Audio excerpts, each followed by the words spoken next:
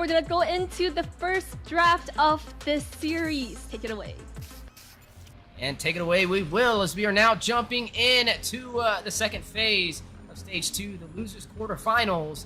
Avalon up against Area 77. Now, let's just take a look at these two teams individually, right? Avalon, they got some familiar faces over there. They got international experience. They have Basic, one of the most famous gold lanes for North America, and also across the Mobile Legends Bang Bang community. They've got Demon, the mid lane menace, has been a problem for a lot of the teams in North America for that position. They have Arvel. He's played on The Simpsons. He's played in the grand finals last year for the NACT first ever offline event.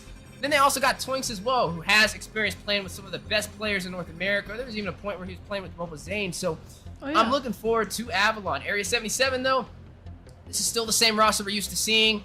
They've been a household name since the beginning of the pro stages for Mobile Legends Bang Bang NACTs, and I'm looking forward to what they pull out. I mean, like you mentioned, they have two brothers on the team. What stronger synergy is there?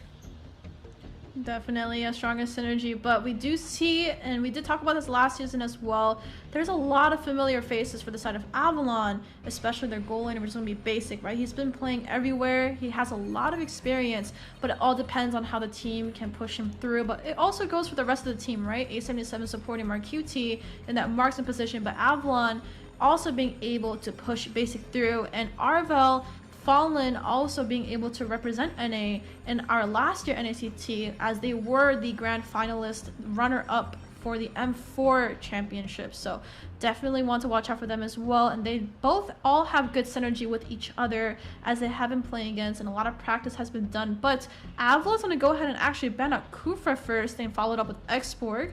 A77 is going to go ahead and ban out two EXP laners, which is going to be the Uranus and Terizla. Now, Wheezy, we just talked about this. Fallen was one of our top two junglers right now, currently seated. And I know you're just leaning back in your chair, watching him, think about his picks over there. But Ling has been his signature pick, actually. He's been playing it very well. He's been actually been able to successfully get a perfect KDA on that team as well. But Basic, gotta watch out for him too. He ended up getting a Savage on Leslie in our last NACT round, so definitely want to look out for him as well. So I feel like both teams have a lot of stories to tell, a lot of pages to turn, but only one team can rip out another page's book for it to end that story. So definitely want to watch out for both of them. Yeah, and you know, speaking about the level of severity on what weight this match holds for this series, both of these teams need this victory, right? Area 77 needs to find a way to get to the top four. Avalon is one of those holding the keys to the doors on that number 3 position, right? They are right behind BTK. They're sitting with barely any more points. So if Area 77 can take them down, this could be huge for the whole dynamic of the NACT fall season point structure. So being able to take down Avalon is definitely their game goal, but they got to go into this with a game plan. You mentioned Basic, you mentioned some of these players, the international experience, high IQ team. And they're definitely going to give them a run for their money. I mean, just from what we've seen today, though, there's two players on both sides of the table that has gotten a Savage so far in the NACT fall. So maybe we get another Savage on the way between these two amazing teams. But I will say it's definitely going to be a high mechanical game. And even if, right, one of these teams are definitely going to get that point difference, they are fighting for that 4th place spot. But with this year's NACT, even if you are not placed, you're still taking home a little extra money, right? Every single series win is a little bit more cash for your pocket. So definitely walking out with something good and a lot of hard work recognition as well. But Avalon's actually going to lock in their EXP first. It's going to be Lapu, but in return, Faramis. So A77 actually loves this Faramis pick a lot, and I've seen them play it. Jules played it, I think, almost every single game besides that one Valir game. But he's been locking it in, and Eve is still open, but MarQT is going to go ahead and lock in this Claude. He did play very well in this last series as well. So definitely want to see what those two have in stock. But these two are already good picks, right? But Avalon is going to definitely respond with something good. So Kodita's still open, Eve is still open, Farsa's still open actually. I don't think we've seen Farsa, right? So definitely a good pick on there as well. But we are looking over to see what gets picked up. They can pick up anything right now, but it all depends on how they want to counter draft A77 with the Faramis and the Claude pick. Now, I mean, those are all excellent pickups. You know, they could still go in for something like Angela too. I mean, it did walk. They could. They could punish it. I mean, you already got shield from the Lapu Lapu. You throw the Angela in there, but they still got to deal with the possible Esmeralda being picked up if they do that. So I'm not really sure if that's going to be the best option. Franco's still on the Esmeralda table. Today.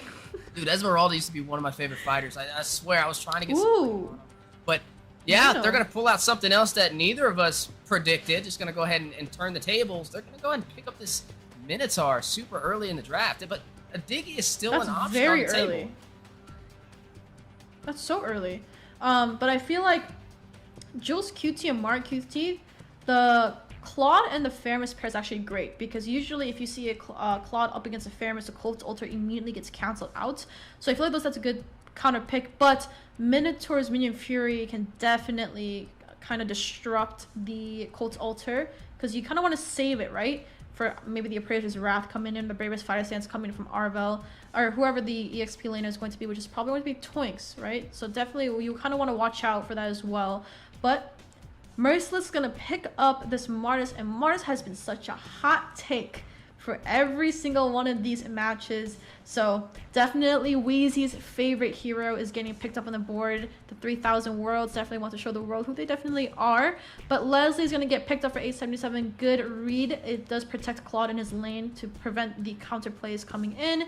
And Avalon is going to go ahead and finish up their ban phases as they have about 20 seconds left. But what are you feeling? What do you think Avalon's going to pick, or what do you think A77 is going to pick throughout this draft? Get your thinking cap up, Wheezy. Go ahead and do the pose now. You gotta do the pose now. I feel like Avalon, they need more damage, right? They need more late game damage. Like, they have strong frontline presence. Honestly, maybe a little too much frontline. So I think they need to balance it out with, one, something magic, right? They need a mage on the table. And they also need a late game carrier, the ADC. So I think a late game damage is definitely going to be an option. Leslie being taken off the table is a smart read, though, from Area 77, right?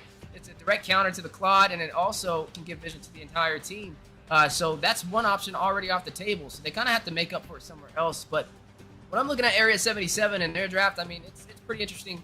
They have the Claude, right? The late game damage, able to go in with the Blazing Duet. Up against the Minotaur, I mean, he's going to have to try and catch him in that Minoan Fury, which might not be the easiest thing, but he definitely could pull it off.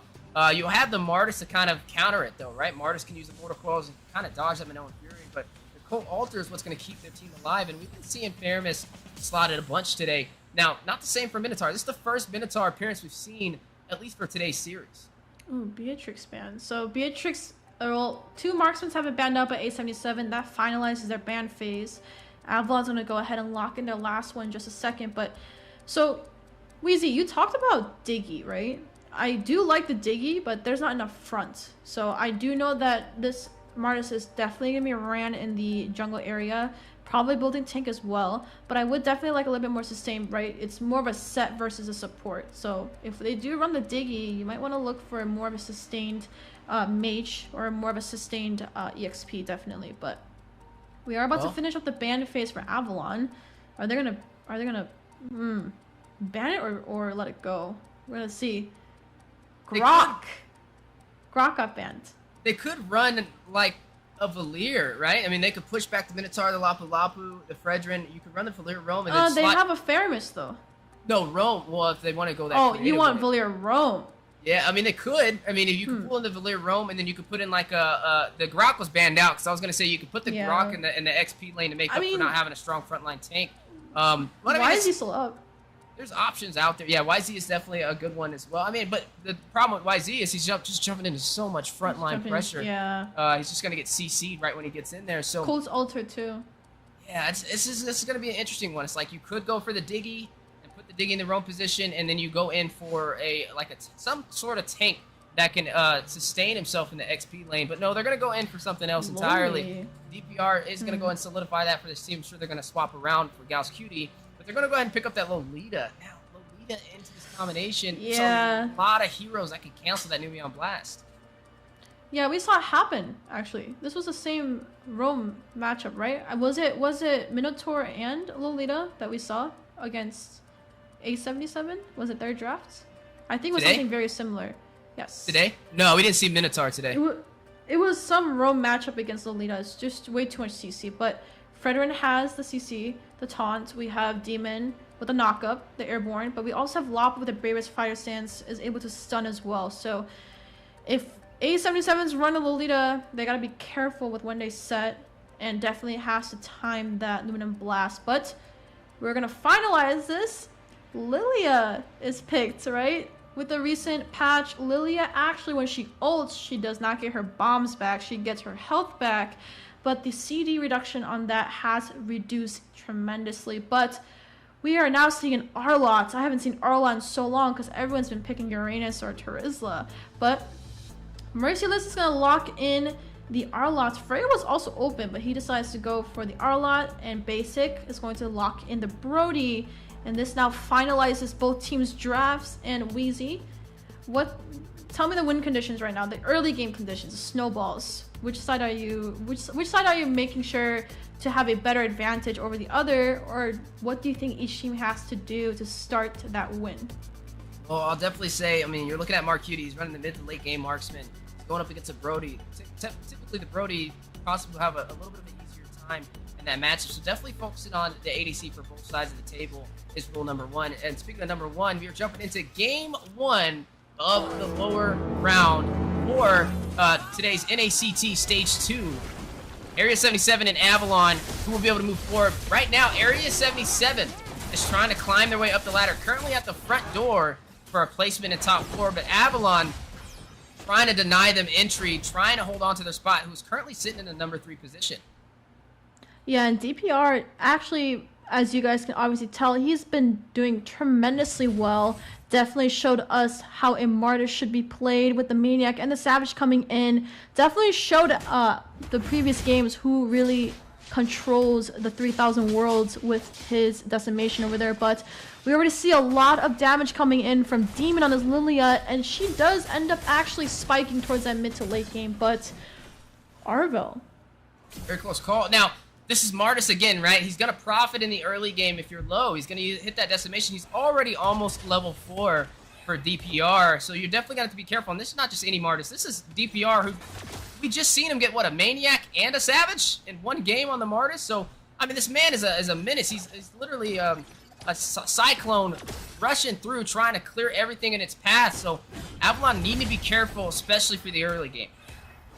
Yeah, definitely early game, but potentially also mid to late game as well, right? They have the Lilia for that sustained burst, you know? She has 2 lives, so she definitely can negate some damage, but bot side, we also have 2 EXP laners that have a lot of lifesteal and sustain as well, alongside with a lot of CC, right? The final slash, but in return, the bravest fighter coming in from Twinks will definitely negate a lot of CC and help AVL and Fallen use that to their potential to set for Basic when he does come along in that late game team fights. But Turtle has been spawned and Fallen is going to get his hands on it first.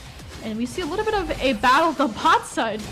I don't think Merciless is going to be able to get out! A slam dunk from Twinks, drawing first blood for Avalon, and now the siege for this Turtle. Both teams on it, Fallen securing it for Avalon. 2 objectives leaning in their hands, but now a possible punish from Area 77. Fallen, no! It's going to take down Joe's Cutie. DPR not able to deal the damage for the decimation. Will fall as well. Twinks picking up yet another kill. 3-0 on the scoreboard, and Turtle going to Avalon. Yep, and that is a beautiful lead and a beautiful start right now. Gives Basic a little bit of wiggle room, right? He's just kind of putting Mark QT at bay with this Claude and kind of letting him push up so Basic can have an easier time. But looking at bot side, Merciless getting taken off that early was kind of, he just said no. Final slashing the cold crab over there. But Merciless getting taken off early in EXP kind of puts a Turtle fight at a little bit of a disadvantage, as they don't have the EXP to kind of give that set potential. As with this new patch, both roams do not get level 4 until the next wave pushes through while Turtle is happening. So we're looking at more of those team fights. We're looking at more of those prolonged ones, as we are definitely seeing as Jules QT might have just stepped in the wrong bush, but doing a lot of poke damage, which is doing great. And you're already seeing Avalon trying to make the most out of the situation, trying to claim their spot and maintain it, right? I mean, they're sitting at the number 3 spot right behind BTK, and they don't plan on giving that up without a fight. I think something interesting so far is the itemization. When we're looking at Basic, when we're looking at Mark Cutie, speaking of both of them, you didn't see Basic pick up any shoes, right? He just went straight in for damage, and Mark Cutie picked up the steel leg plates to kind of sustain himself in the 1v1 matchup. I mean, he knows Basic has the slightest advantage and can kind of be a little bit more aggressive because he has the torn apart memories. But look at the siege. You're going to see DPR get a kill off screen, though. Is going to find Twinks, but now Fallen waiting for a sandwich play onto Marcuti. Use the Blazing Duet, and the BMI clears out the minions. Top line defense. Absolutely. Now we do see neutral objective coming up. Avalon definitely has aggro over as Claude Marcuti was getting forced to go back, but AVL doing a good job zoning out Gals, and this is going to be a turtle uncontested. No! Jules QT actually steals it away from Fallen's hands. What is going on right now? It's only 4 minutes in, and this is madness. Jules Cutie, a huge steal. That turtle will give the entire team 12% extra experience. Yeah, absolutely. And that is, well, it was supposed to be Avalon's turtle, but looks like A77's gonna go ahead and take that up off of their hands, which puts the gold lead a little bit neck to neck, but we are looking at a little bit of a pause here, a little bit of technical difficulties here. But Wheezy, what happened? I thought Fallen was gonna get that. He had no retry? I don't know. I mean, no, he used the retribution. It just looks like it was just a little bit of miscalculation and didn't deal the final damage like he thought it would. But nonetheless, Jules Cutie able to kind of make this disadvantage work in their favor. I mean, they were down by 2 kills, and now they were able to get that turtle, which means they're not too far down in the economy. But the important thing with this, the new updates and new patches is the experience boost that you get from the turtle. That 12% experience for the entire team can kind of tip the scale in their favor for the early game. Now, speaking of early game, I mean, we're looking at the matchups, right? We got Demon. We know he's been such a threat compared to the other mages in the top 8. He always has a pretty decent KDA. You don't ever really see them lose a match and be like, oh, Demon was the problem. So I think they gotta have to focus in on him, especially with them running this Lilia, that early game potential. But you mentioned recently with the updates to Lilia, I mean, she doesn't get her glooms back and her orbs from using her black shoes. Yeah, and speaking about shoes, we are going to go right back into the game, and we do see everyone kind of reshifting their focus onto the match. We do see the turret energy shield drop, so we are looking at sieges of turrets, objective plays as well. And let's take a look at these items real quick, right? The gold lead is a little bit tight. We're only looking at a 1k gold difference, but Demon locking in the Enchanted Tailspin to give a little bit of damage, but Faramis right behind her, making sure to lock in that Clock of Destiny, or if he's going the sustained cooldown reduction route, he's going to definitely lock in some more damage items to help with his cooldown. But we are seeing a little bit of damage on that top side, making sure basic is protected, but Gal's doing a good job preventing Marcuti. And that's the thing I like both of these roams, right? They're always hovering over their marksmen to make sure they have the easiest time possible when it comes. But we might see a potential engage on that top side as both jungler and mid laners are working up. And look at DPR's positioning. Demon just smelt it right there. I think it's interesting, too. I mean, Marcuti just picked up that Demon Hunter sword, especially against this heavy frontline composition. Twinks, Fallen, and the Arvel combination. It can work in his favor. You did see Sia Halberd picked up from Basic as his first item, though. Looks like he's already prepping for some anti-heals super early in this game, which I did find a little interesting. But speaking of both players, looking at the marksman, torn apart memories goes in. Wow. Arvel joining the fight. Demon and Fallen as well. Gal's Cutie not able to save Marcuti, who does fall into the hands of Basic on Team Avalon. Definitely torn apart memories as Marcuti is going to be taken off the board. And that's not looking too great right now, as marksmen, you do want to stay alive to start your power spike slowly, but yet surely. But just saw that DPR was trying to get this turtle, but with no aggro, they are not allowed to. But look at topside. They are looking to siege the topside turret, and they're going to go ahead. But Gal's QT might be put in a little bit of a pickle. He's the only one right now left up there. Oh, does he get out? Bulwark Shield trying to save him.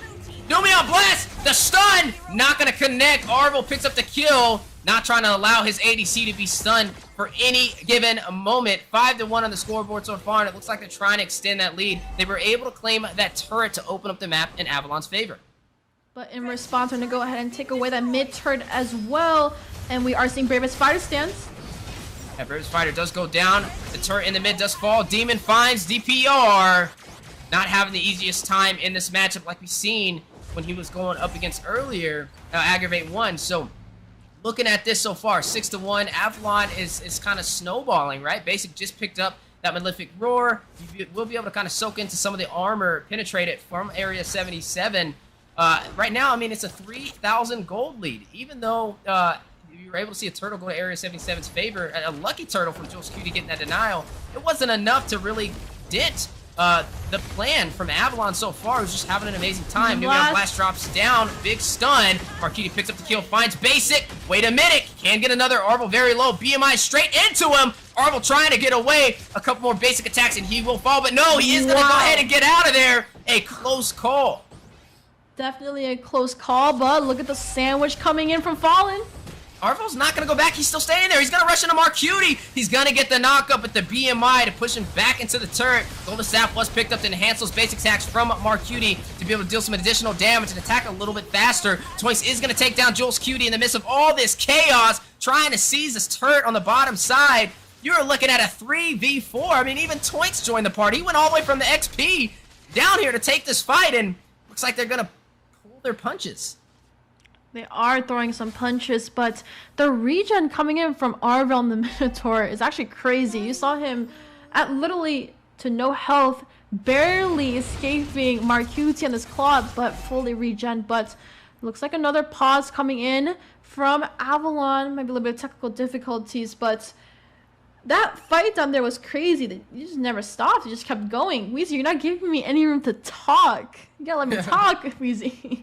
Hey, but speaking of talking, there you go. Free giveaway code. Type it in your phones right now. Claim the code in-game for a chance to win a tournament chest. Lots of goodies in there, and I'm sure they're for a limited time, so make sure you guys hit that up while it's available. Yeah, definitely while it's available. But speaking of availability, let's take a look at these stats right now as we are in a little bit of a pause, right? 7-2. Avalon is definitely taking the lead by 3k gold. Marcuti got taken off a little bit early, right? But in return, Basic also got taken off at that set. It was a little bit unfortunate. The Luminant Blast did land on him, but we did see a lot of tussling happen at the bot side. Lord has now been up, right? So we can definitely see on a little bit of the mini map, everyone's gonna start working their way around. But Wheezy, what do you think the win conditions are right now for A77 for them to turn things around? They are losing a little bit of objectives right now, right? They lost their top turret and their mid turret, and they only have their bot turret standing right now. So what do you think they have to do in order to maybe turn this around, make them sustain a little bit longer as a gold spike from Marcuti is still available to them? I would say play for the late game, right? I mean, Marcuti, he still has that turret on the bottom side that he looks like he's trying to hook onto. I would say just play a little bit more passive. They're already so far down in gold at the 9-minute mark that they don't want to be overly aggressive and extend the lead that Avalon already has. I mean, you have the Claude. The late game can definitely work in his favor. It still is an upscale battle, though. I mean, you're going up against Basic. He's already out farming him and already is a counter to the Claude. So I will say Marcuti is definitely the answer. Once he gets around and he gets the items that he needs, the Demon Hunter Sword, the Golden Staff, all those additional items to soak into Avalon, that's going to be the start of it. But then the next thing is going to be execution.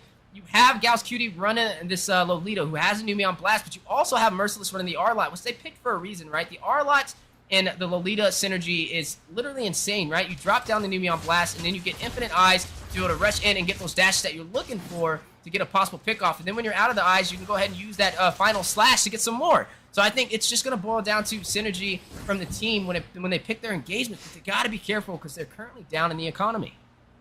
Speaking about boiling down to synergy, we'll definitely see how it puts into play as the first Lord has been spawned and everyone's starting to get vision on it. DPR with the mortar coils doing a little bit of damage, but we're going to see who makes it out alive, Wheezy. That's right. I mean, the Lord's still intact. They are going in for the kills. Area 77 already having a hard start. Fallen, increasing that kill lead. Takes down DPR. Numeon Blast drops down. Demon finds Jules Cutie. Blazing Duet from Marcuti. Trying to get into the backline. Does not find Demon, though. He's able to get out of that range. Marcuti, a slight mistake, and Basic will punish. Takes him out. That is a 3-for-none trade. Make that a 4-for-none trade. As Gauss falls, Basic wraps around, picks up the kill for a double. Merciless, nowhere to go. A hope and a dream, and almost a full team. And that's a bar right there, but they don't pick up the kill. Looks like Merciless is still there trying to deny them entry into the Tier 2 turret, but is that the right decision? Just let it go, brother. There's nothing you can do.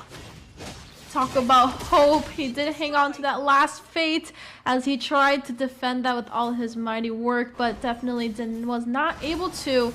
And Avalon is going to go ahead and pick up this Lord uncontested, which makes that the first Lord into the hands of Avalon, and A77 having a little bit of trouble trying to make these sets work. And I'm a little bit worried about Gal's QT, right? You saw everywhere.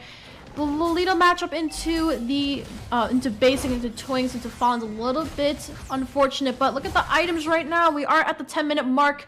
We are looking at Lilia going to her power spot. She has 3 core items, but in return, basic also, like you said, locking in the Sea Halberd first item, but Mark QT only has 2 damage items, the DHS and the Demon Hunter Sword as well, so we have to, that's not enough damage. Looking at a 2k goalie between the goal laners, but here comes the Siege Lord coming down mid side, and we might be looking for a little bit of blood here, or, oh, here we go. Big play on the way, trying to open up the base for Area 77. Blazing went to the back line. Galscutie finds AVL. DPR takes down Fallen. The inhibitor gets destroyed in the process. Lord does fall. And now Basic picks up a kill. Killing spree activated. Is going to find Merciless. That's one member falling for Area 77. Do they pull their punches, though, or are they going to try and fight it out and claim another inhibitor? I mean, they're still in position for a possible push. Looks like they are going to try and seize the opportunity, but the numbers are not in their favor. They lost 2 members so far for Avalon, but Basic is going to take another member down. A mega kill finds DPR with the torn apart memories. You are going to see Wind of Nature picked up by Mark Cutie, though, so he will be able to negate some of that physical damage. Weezy, we're gonna have to get you a signed record deal. That was a lot you just spit out there.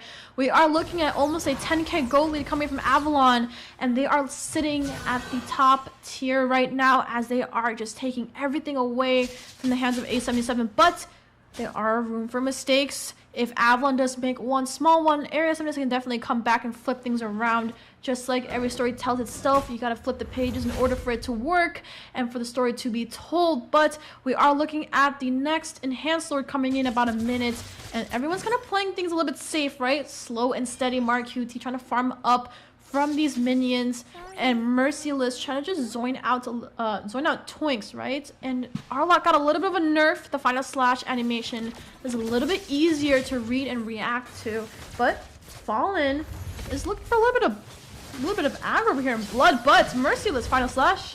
Marquis rushing with the Blazing Duet onto the team of Avalon, but is it enough to stop them from taking another inhibitor on the bottom side? The Gloom's trying to prevail. Black Shoes goes out from Demon to regain some of his HP. Still sitting at about half, but some massive damage on a Joel Cutie, Mark Cutie, and DPR. They are going to go ahead and still try and clear out these minions. The inhibitor will fall on the bottom side. Fallen claiming it. Basic Unstoppable finds Merciless. Twinks rests it with the Bravest Fighter. Not going to hit the Marcus. Gal's Cutie hits a Euro step backwards for the dodge. 14-4 so far. 1 inhibitor left for Area 77. And when you're looking at Avalon, they have not lost a single turret.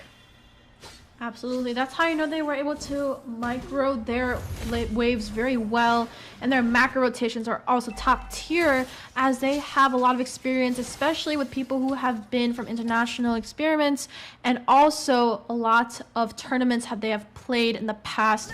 And speaking about in the past, they're going to go ahead and pick up this Lord that is another Lord into the hands of Avalon, and Demon sieging away any farm that potentially A77 can pick up, and that's good positioning coming from Avalon as AVL and Fallen are staying together, while we do see Basic picking up both buffs before they start their siege towards A77 space. He does pick up the Hunter Strike and the Endless Battle as well. I mean, Basic's just having a great game so far, just leading over Marcuti in terms of gold. I mean, Basic's already level 15. Their entire team is almost level 15. Right now, in the highest on Area 77 is DPR on this Martis. The rest of them are still sitting at that 13 level and 12 level mark. And right now, it looks like they will be trying to take this game, trying to have the momentum in this series. Avalon may go in for the early finish. Numion Blast winds down from Gals. Not going to hit the Sun Cold, ulti being activated for sustainability. Immortality being procced onto AVL. Still in the fight, though. Mark Cutie finds one, takes down AVL. Another body drops. Twinks finds Joel's Cutie. Monster kill from Basic is going to find Merciless. You're looking at multiple members drop, and that is 1 for 1 so far on the board. Demon makes another kill, finds Mark Cutie, still trying to claim the Space Crystal. 25%! DPR shuts down Basic. Twinks get the kill, but delays the inevitable, as we are going to go ahead and see Avalon push through and take game 1 against Area 77. definitely push through the game, and they will take that first win off of A77's hands. And that is a beautiful team fight and beautiful plays, all scripted very well by Avalon. And wow, looking at both teams, they drafted actually very well, but Avalon did have that little bit of that synergy, a little bit of that teamwork, a little bit better, and A77 can definitely bounce this back around. But Avalon, congrats to you for taking that first win off this series. But Wheezy, what are your thoughts on this game? Well, it was a rough one, I'm not gonna lie. It was more of a one-sided story. They didn't even take a single turret that entire game. It's kind of unfortunate to really see. I mean, they worked so hard to get to where they're at right now in this lower bracket, and they got a Maniac, they got a Savage, but now it's stopped at the front gates by Avalon, who's holding on to their seat, and they got to play a little bit harder, right? Formulate a strategy to be able to turn this around in game 2. Yeah, definitely turn around in game 2, but let's look at the post-game stats. 20-6. We're looking at a 15-minute game, so kind of a sustained game, but unfortunately fell a little bit short. Looking at Avalon Demon coming in with a 5-0-13. Beautiful KDA, 2 assists short from getting a 100% kill participation score. But let's also look at Fallen, right? Was able to take a lot of these objectives off of A77's hands. Mark QT had a little bit of a struggle early game. Jules QT as well with the fairness. Wasn't able to kind of help his team with the fights and kind of put them at a disadvantage. Merciless, however, did put in a lot of work, but was not able to finish it through. So definitely A77 might have to draft a little bit better or work around Avalon, and especially basic on goal lane, right? Definitely want to put a little bit more pressure, but break me down in this replay, Wheezy. Yeah, breaking down indeed as Fallen finds DPR, Nubian Blast for the quadruple stun from Gal's Cutie. Demon finds Jules Cutie though. In the midst of all the chaos, Mark Cutie with the Blaze Duet from the background, trying to deal some damage, but gets punished on the play. And Basic picking up that kill, who's just been having an easier time so far in the gold lane compared to Area 77. We mentioned the keys to victory, focusing on the gold, and Basic just leading in the economy, kind of snowballing for Team Avalon. And speaking of Basic, Mr. Rich Guy leading gold per minute, 8-11. Definitely the rich guy, but the carry was definitely going to be Demon, as he did have that perfect KDA score. And definitely AVL, the one roaming around with that Minotaur, was able to negate a lot of damage, but also protect his team by making sure none of them fall off. But Demon was also the forgotten one, as he had the most amount of assists, 13, almost a perfect KP score combined with his kills as well. But if you see the damage to turrets, right, definitely Avalon had a lot more macro and a lot of objectives getting taken, as Fallen kind of ran an objective tank jungle, right? Fredrin is used for the objective takes, not really so much team fight until it gets them into late game. But definitely A77, I know they have some pocket picks they can pull out. I know they have some tricks up their sleeves that they definitely need it for this next game, because we are looking at a potential match point for Avalon. If not, A77 can hang on for one more match and turn this into a BO3, which means both teams will be at stake and one of them will have to be knocked off. No, we haven't seen a a game go all the way to a best of 3, right? We've seen nothing but sweeps today, so yeah, I know. Hey, Caster's Curse right there, and I'm gonna actually try and cast it out because I want to see it go to a game 3. I don't like seeing one-sided stories. But speaking of stories, here we are, stage 2, losers quarterfinals, game 2. Area 77 and Avalon, and just talking about what we've seen in match 1, right? Avalon led the way from the start. They had the farm, they had the gold, they took every neutral objective, they didn't lose a single turret, and they snowballed. Area 77 had no answers that entire game to stop them, so I wouldn't even say it was really on draft, it was just, again, on execution. It was a battle of micro and macro, so I think that's where they kind of need to put their focus, and I think they're great. I think they're one of the best teams when it comes to drafting, but when it comes to executing what they put in their composition, that's where they kind of falter, right? Especially against a team of this caliber such as Avalon. And it's definitely their biggest challenge yet. Avalon's holding on to that number 3 position, and they don't want to let it go. And it goes to show they have no plan on losing anytime soon. So I would say starting this off, shut down Basic. Find a way to stop the gold lane from getting comfortable. Because once Basic gets online, they can't stop him. Definitely unstoppable, but for draft, you gotta use it to its fullest ability, right? You're picking these heroes for their utility and the way that they are played, but if you don't play them up to par or up to the expectations that your team drafted around, definitely is gonna, knock off some steps. It's just gonna only make your ladder a little bit steeper than it should be. So maybe A77 we've seen them kind of go into their comfort picks, but maybe kind of work around them if, you know, look, we said look out for Mark QT, right? He's doing exceptionally well in the goal lane, so maybe work around him. Make sure he's fed enough, and make sure Basic doesn't get in the way from stopping that from happening, as Snowball was a little bit too fast for Area 77 to kind of bounce back from, right? The previous games, A77 was able to flip things around, right? Even though their backs were up against a wall against Aggravate ones, they were able to flip it around, make it their game, and protect Mark Cutie throughout the entire game. But they also need to do that from the start. So we are looking at bans right now. 4 bans already on the table. Teresa Frederin is going to be the bans of A77. And then Xborg and Uranus are also getting banned out. And I don't know, there's a lot of Xborg players recently. I've also seen Alice getting played in. Yeah. So. No, Zero actually played Alice in the previous series. So we're seeing a lot of new picks right now as the meta kind of is always shifting around. But what are you thinking? What do you think A77 needs to pick? You know, obviously DPR has comfort picks. Mark QT, you know, whatever marksman he kind of touches, he does exceptionally well. But if you had to kind of, if you were their coach and you had to kind of draft for them, what would you kind of pick if you kind of had to? Well, I mean, okay, the Kaja just got banned off the table alongside the Valentina. Teresa's gone. Uranus is gone. I mean, even if you wanted, like, I know Eve got a huge nerf, but I mean, it's not the worst decision if you can execute it, right? I mean, we've still been seeing it profit, so I feel like that's something that could be an answer. There is no Valentina to be able to steal the ultimate. Carita. Faramis, we've been seeing Faramis picked up nice and early in the draft. That can definitely be something that can be a possible problem. I mean, Faramis has been used pretty much almost every single game today. I'm not against the Kufra. Is it too early? I'm not really entirely sure. I feel like that's not something that would have got heavily prioed from Avalon super early in the draft. I feel like that's something they could have waited on. I think sometimes going in for more of the valuable picks early, especially when you have first pick, is something they should focus on.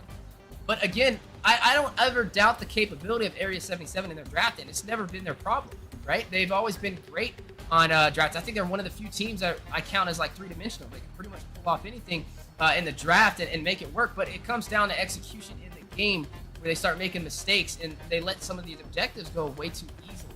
Now for Avalon, it's not the same story, right? They're pretty good on drafting, but their execution is where they're beating Area 77 right now.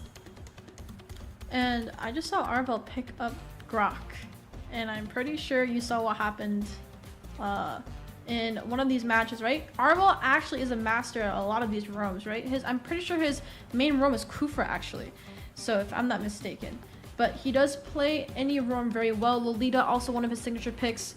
But Grok getting picked up is definitely going to be a huge play for Avalon, and that is kind of what they're good at, right? The set potential. But I know Wee's kind of giving that look over there. So Edith got picked up by Merciless. Merciless does play Edith and Freya, so it's kind of his 2 triggers right there. So Edith definitely getting pulled up. Good CC coming in from Gauss QT, and Merciless, the Earth Shocker, is going to definitely negate a little bit of that airborne knock. And just like Wheezy said, yeah, you're getting predictions right now. So Eve definitely did get picked up, so you're doing good. For the response, though. The Lilia, I know, right? Finally, I get something. But Fallen, you know, they pick up this Lilia, and that's a great read, right? I mean, you have the black shoes to be able to get out of that manipulation when things get a little tricky, especially with Cutie. With that Valentino being off the table, I mean, it's another counter that can work in his favor. But it also is to deal with Merciless and Gauss Cutie. You can kind of chip them down nice and early with the power of those glooms. Now, like you mentioned, nerfs have been across the table for a lot of these mages, right? Eve took a hit, Lilia took a hit, but they're both slotted in, so it looks like they're still very effective in today's meta. Now, looking at the bans being finalized from Avalon, they are going to go ahead and take out this Lancelot, right? We still have not seen the jungler picked up for Area 77. Yeah, definitely. They have a little bit of wiggle room for A77. They can still also go that tank route or that assassin route, right? But knowing Fallen from Avalon, he's definitely going to go that assassin. So we're going to have to see what he decides to pick. But actually, Lance got banned out. Which I feel like is a good read, right? They picked up Kufra, and the ball's going to stop the dash. But, oh, Weezy has an idea. What's your idea, Weezy? It took a hit, but he might pull out the Ling just because they have the Eve on the table. I mean, they have the Kufra, though, so I don't know. But if it's going from Avalon, I mean, you mentioned Fallen. That's like his best hero, and it's available this time around. But, I mean, he did take a pretty decent nerf with the recent patch, so I'm not really sure if that's going to be the game plan. But, I mean, they could still pull out an assassin in this composition. I mean, the Hayabusa would be a little tricky. Yeah. I would say that, but then they have the Kufra, so he has the bouncing ball to possibly be Martis. No, the Martis, and Martis is genius here because he can stop it counters the CC, Kufra. right? And, yeah, the Kufra, the Jules Cutie, the E pick. It can go through all that as well. And also, it's a high IQ play because the jungler hasn't been picked up from Area 77, and they favor the Martis, right? And now they can't even pick it up at all. Yeah, I don't think there's much right now. Frederick got banned out. Ooh, this is actually a little bit tricky for A77. I mean, DPR played Martis and played Lance, but Lance got banned. Ooh, this is a little bit... Was Mark QT might lock in... I'm gonna say Beatrix.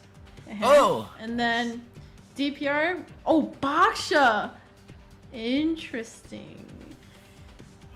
Leslie. Okay, we finalized it. All right, Weezy, what are your two thoughts? Baksha jungle. I like the Baksha jungle. I mean, I started seeing it first from Zane, and he's been performing on it really well. He has high mobility too, so he can definitely get around and clear out the jungle pretty fast.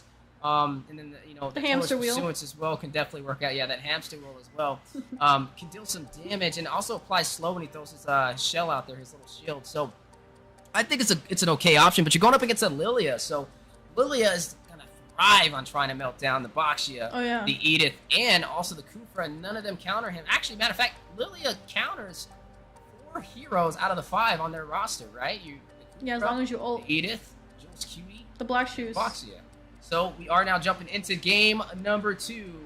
This is the losers quarterfinals. Area 77 up against Avalon. Possible match point. Area 77 needs to find a way to open up the doors and claim a spot in the top 4, but Avalon has no intention of giving them the keys.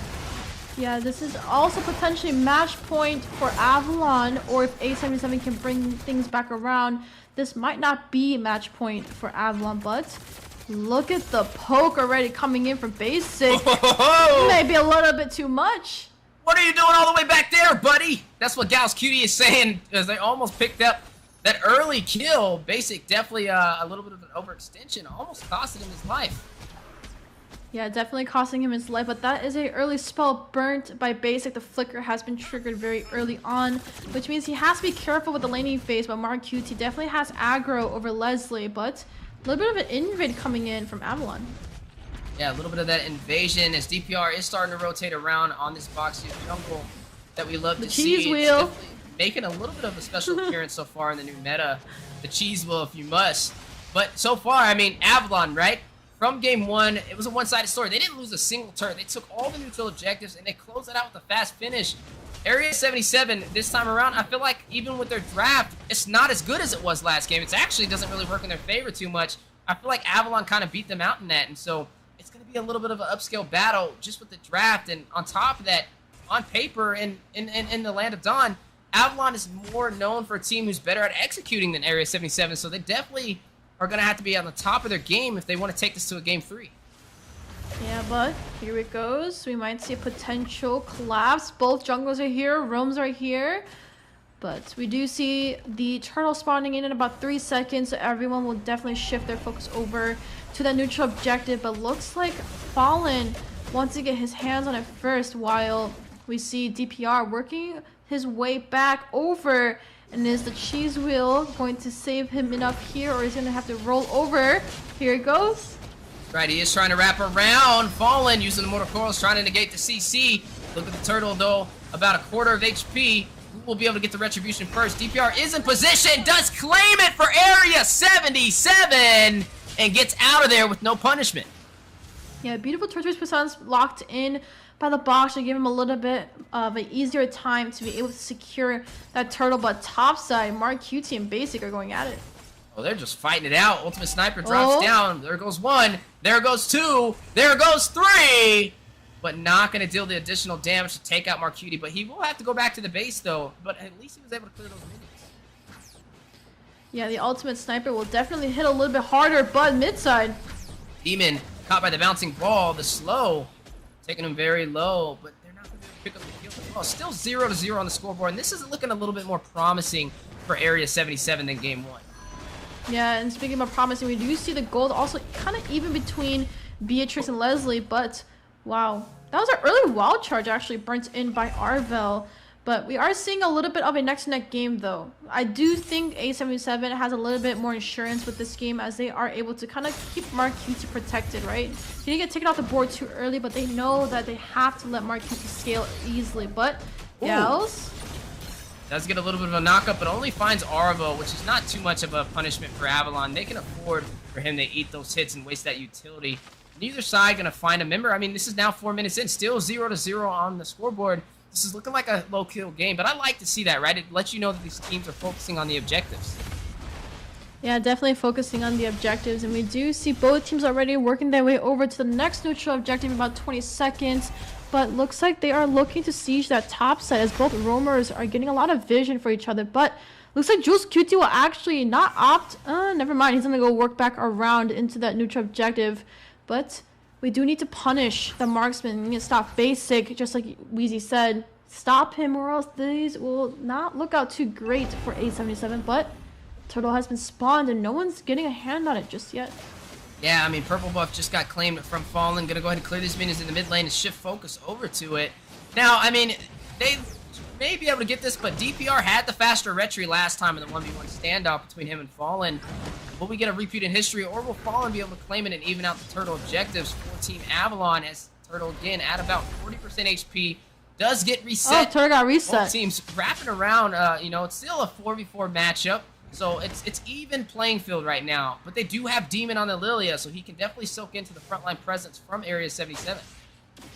Yeah, but Toynx did actually end up burning his flicker, which might be a little bit of a disadvantage when it comes to the Lord fight, when he does use a Bravest Fighter stance, but Gal's QT wrapping around, Fallen. Ooh, good mortal coils to negate all of that CC! But the battle on the way, Tyrant's Rage drops down, Fallen drawing first blood, finds Gal's Cutie. Merciless gonna take down Fallen before he can get that decimation. Turtle gets reset, Mark Cutie finds Demon. That is gonna be a 2-for-1 trade in favor for Area 77.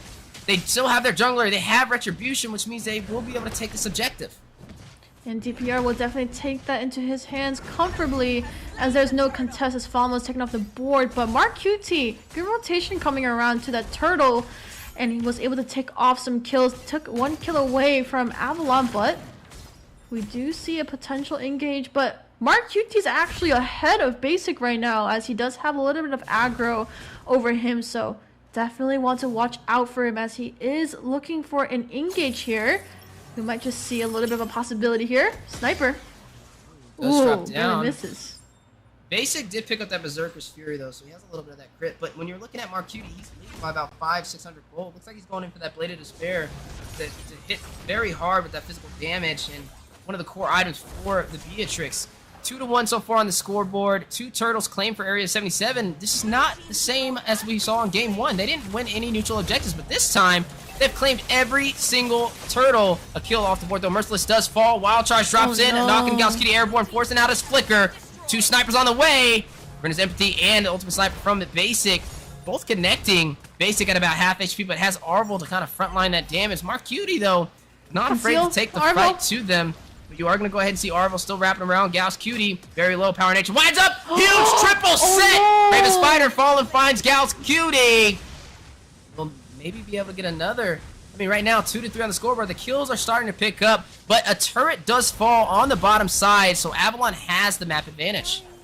Yeah, but look at the rotations already trying to defend that top side, but Mark QT unfortunately wasn't able to secure Basic off of the board, and he was 1 HP from the top side, and Jules QT was able to spot him out, but the RWM wasn't able to do enough damage, as he was able to walk away free, so a little bit sad coming in from Mark QT. He also burnt his flicker on him, so, but we do see a little bit of a lane swap, and Turtle coming up in about 3 seconds, so we will have to see another fight. Hopefully, A77 can read the situation just a little bit better, and Gold is neck to neck right now. It's interesting, you know, Basic went to the bottom lane this time around to kind of defend those minions. It's going to allow his fighter to rotate up and protect the front line for these turtle plays. And I mean, right now, no turtles have been claimed from Avalon, but they were able to claim a turret, which is definitely a huge objective in their favor. But with this turtle at a very low HP, about 25%, looks like DPR may be able to get it. Huge knockup from Gals. DPR claims a turtle. Mark Cutie gets a kill. Jules Cutie takes down Arvel. My goodness. Excellent synergy from Area 77.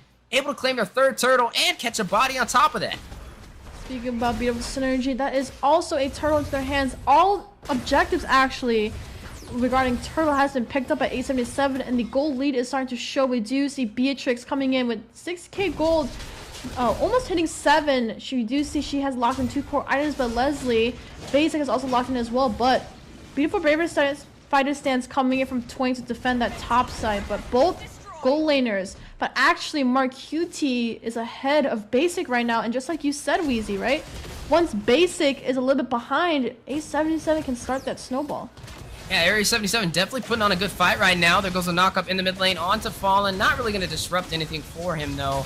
You are looking at some heavy presence from both teams, not trying to lose this objective. Now, A77, they're doing pretty good on this match, right? Game 1, it wasn't the same story. They lost everything, and they lost it fast, but this time around, they're able to kind of go toe-to-toe with Avalon, but they did lose that turret on the bottom side. They need to be able to make up for that on the map. That was their issue in the last game. They weren't able to claim any turrets, but this time, able to claim one at the 9-minute mark as Mark Cutie takes the top lane turret. And A77 actually has 2 objectives in their favor. They have both turrets down on that top side and that bot side. So it is all up to that mid lane. But A77 doing a good job defending their top turret as well. And looks like A77 has a snowball potential right now. They have a 2k gold lead. And we do see Gallus actually giving really good sets. But Ultimate Sniper Vision has been popped. You can see a little bit of siege here in mid side. That's right. Area 77 trying to defend. Trying to put some band-aids on, not trying to allow Avalon to open up this map any more in their favor. I mean, now it's 1-1 in terms of turrets. Actually, 2-1 now. As Area 77 is actually leading. They took the bottom and they took the top. Now it's just focusing on trying to get that mid, right? Avalon, though, still trying to find some answers. Did pull the aggro for this Lord. And look at Basic using the Ultimate Sniper. And get vision on where everybody is, but Fallen has definitely pulled aggro on this Lord, but DPR coming in on the cheese wheel, doing his little vision checking in these bushes, and looks like we are looking for a long fight, Wheezy. Yeah, I mean, right now, they're definitely waiting for the opportunity, trying to wait for one of the teams to waste their utility, right? This Lord is only a distraction. It's not even enhanced. They're not really worried about taking it. They're worried about getting some of these kills, and we may be able to see that Black Shoes Demon with a quick dodge as Merciless tried to knock him up. Down goes the manipulation, forcing out the Black Shoes from Demon. That is a little bit of utility wasted, but Arvo rushes in with the wild charge knock up. Basic finds Gauss Cute in an amazing set. Lord goes into the hands of Fallen for Avalon. Basic picks up a turret, and Marcuti gets killed, takes down Fallen from DPR. Marcuti finds Demon. Double kill.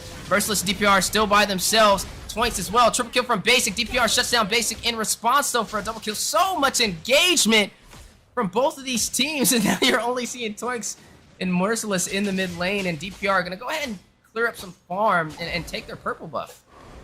Yeah, A77 definitely almost wiped out the entire side of Avalon, but Avalon does have Lord up in their hands, so they have a little bit of space to kind of get their players back into the game. But Wheezy, as we are looking at that 10-minute power spike. We are about to hit that 12-minute, but Mark QT, this Beatrix, almost 10k gold right now, has locked in 3 core items, including the Haas Claw, so the sustain is definitely going to help him out a little bit there. But as time goes, the death timer will start to go up, and simple mistakes will put both teams at risk. But wild charge coming from Arville.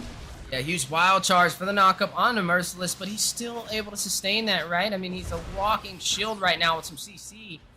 He is still holding on to that turret for the top lane. Turret advantage, map advantage for Area 77, and leading by 2 kills. They're up by 2,000 gold at the 12-minute mark, but it's just a minimal difference, right? I mean, this is still anybody's game. Yeah, speaking about anybody's game, we do see still all the turrets up for A77, and this kind of looks like last game, except the teams have been flipped, right? A77 is actually having a lot more map control this time compared to Avalon. We might see a third game if this is how A77 keeps up with their fights and trades beautifully well. Avalon might not be taking this series home. Yeah, and, you know, Area 77, they're knocking on the door, and looks like Avalon may let them in for a top 4 placement if they're not careful. You did see that sniper connect. You see the damage already there. 4-1-2 on Mark Cutie, an American sniper in the making.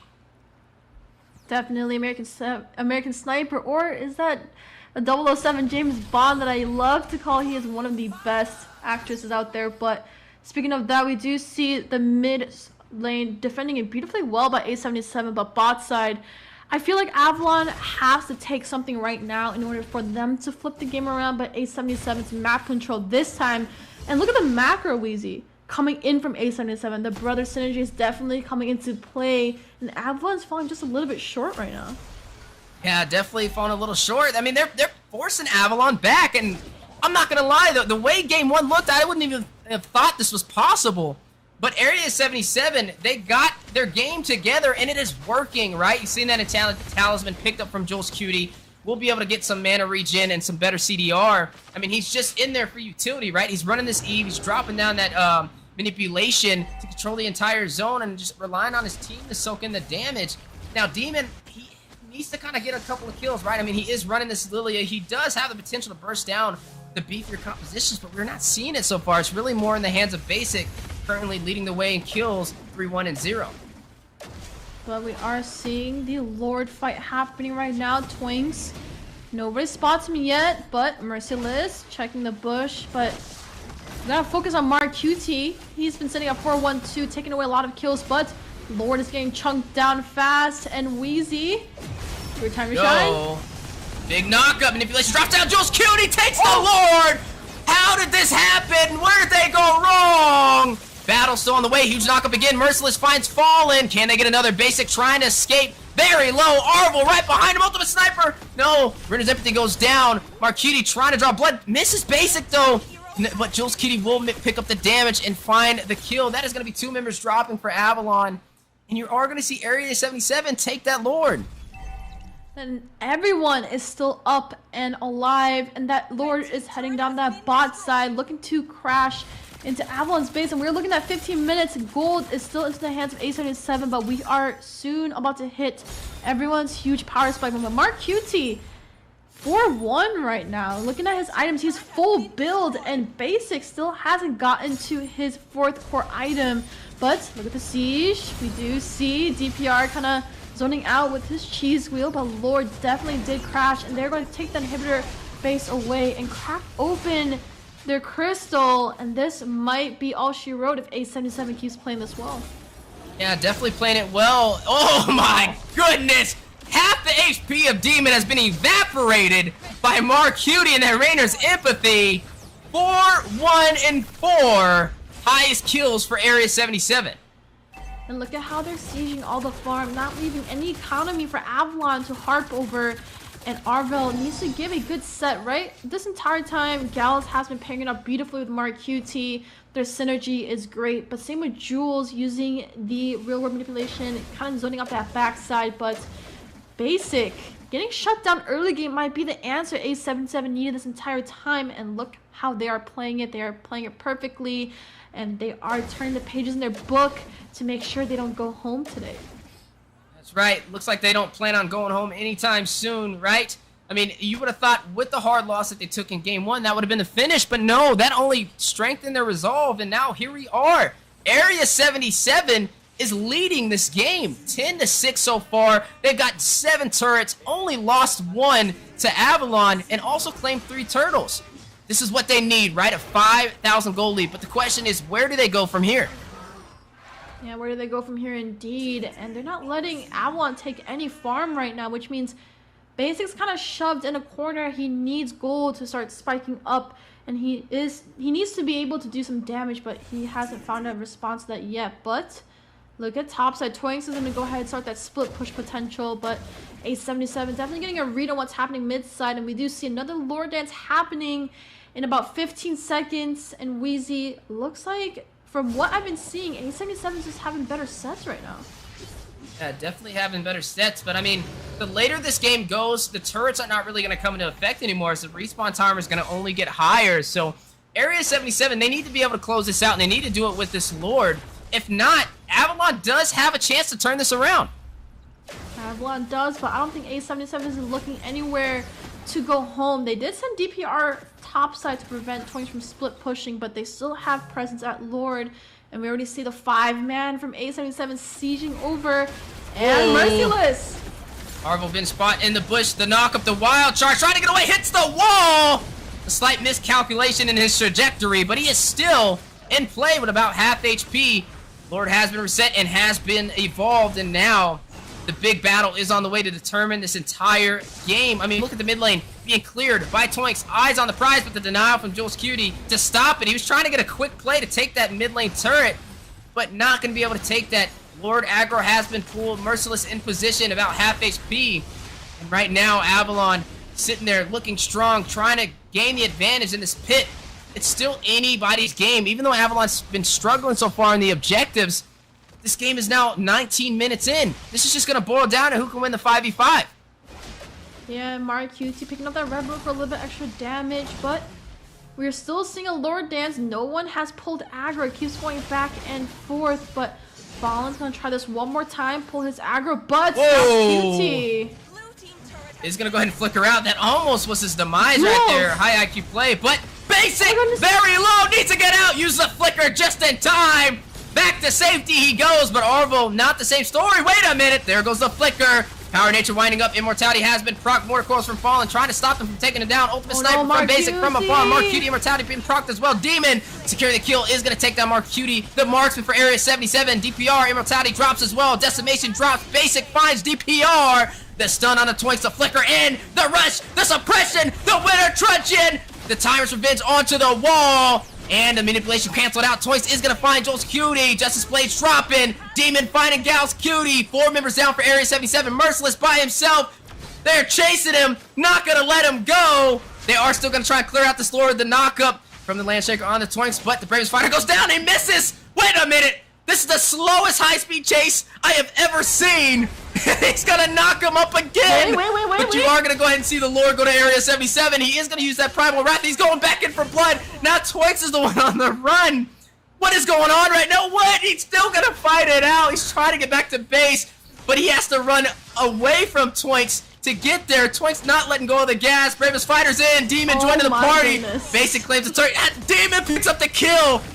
What in the world are we watching right now? Demon, you should have just let him have it. After all that hard work, you're just going to go in there and take that kill away from him? That's crazy. Yeah, they were definitely looking at each other for blood, and Merciless did hang out for so long, as so he says. Lord is coming out from Avalon on that bot side, and that was a little bit of a misplay coming from A77, right? We see Merciless get chunked down pretty low, which already put the set potential a little bit of a disadvantage, but we still have Gals QT on the board, and if he makes a good set here, this can turn the game around. But as for now, Avalon has pulled all aggro back over to their side, and Lord is still pushing down with no contest. And see, their backs were against the wall, but now they turned it around. The power of the late game working in their favor, taking this Lord, crashing into the inhibitor, knock up onto Arvo. Half HP, Bravest Fighter from Twinks, flicker in, that stun connects on a Gals Cutie, decimation from Fallen to proc the Immortality, another decimation, Gals Cutie waiting and baiting all of that utility, and you are going to go ahead and see DPR pick up the kill, finds Fallen on that miscalculation. Do they turn this around? Manipulation for the slow, the burn on a demon. He's very low. He gets out though. The cheese wheel? In the blink of an eye, that may all change though. Cheese wheel goes in, but gets graded by Avalon. Gonna deny him securing that kill, trying to chase Demon on the back line. And everyone was low on Avalon. Looks like this keeps going back and forth. A77 now have neutralized the aggro of the map, and now both teams are looking strong right now. 5 members still up for A77, but Fallen. These death timers are getting higher. We are looking at 23 minutes right now. Everyone is at full build. It all depends on the immortality and whose ever immortality gets popped faster. This might be a game for both sides. Scoreboard is even. Gold is also 2K ahead for Avalon, but gold doesn't really matter at this point. It matters about the team fights. Is a brothers synergy going to be more overpowering, or is the international experience coming from Avalon going to be more overpowering in the next Lord fight that's coming up in about 20 seconds? I love how you said the immortalities. We gotta get an item check right now. Like, we're 22 minutes in. I gotta see, like, how are the odds working, right? I mean, immortality, how many do we count, right? You got Kufra, you've got Boxia, 2 immortalities for the side of Area 77, 1 for Grok, 1 for Lilia. That's 2 for both sides. Looks like the mage of Avalon trying to sustain himself. Yeah, Marcuti actually had Immortality, but he sold it for Heptacy. So a little bit more pen coming in from Marcuti, as he is the main damage dealer right now. But as soon as he goes down, this might be a little bit of an issue. So definitely have to watch out for Gals. Yeah, they focus on the Arvo though, so that's okay. That is a hit that Avalon can take. If you focus on Roamer, we'll bait out your utility and then we'll counterplay with the punishment. But you are going to see the battle on the way. Merciless gets a knock-up. Send and Fallen Airborne. Marcuti finds the Lord! The steal! Big play over there for Area 77. They got what they came for. Phone home, says the aliens. Fallen didn't even red tree.